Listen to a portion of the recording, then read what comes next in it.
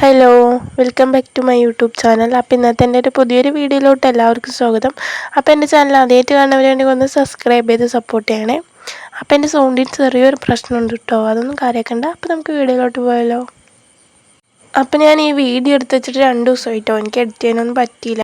നമ്മൾ ഇഷ്ടപ്പെട്ടിട്ട് ഒരു കാര്യം ചെയ്യുമ്പോൾ നമുക്ക് അത്ര ബുദ്ധിമുട്ടായിട്ട് തോന്നില്ല, പക്ഷെ നമ്മൾ ഇഷ്ടപ്പെടാണ്ട് ചെയ്യുമ്പോൾ ഭയങ്കര ബുദ്ധിമുട്ടായിട്ട് തോന്നും.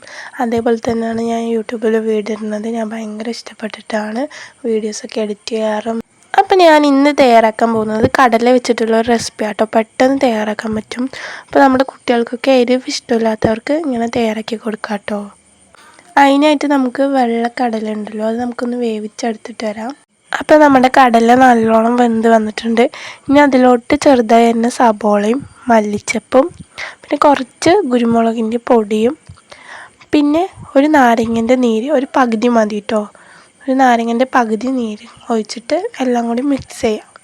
അപ്പോൾ ഇത്രയേ ഉള്ളൂ.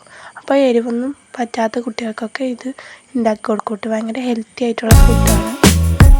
പിന്നെ അതിൽ എരിവേ ചേർത്തിട്ടില്ല, കുറച്ചൊരു തുള്ളി കുരുമുളകിൻ്റെ പൊടി മാത്രം ചേർത്തിട്ടുള്ളൂ.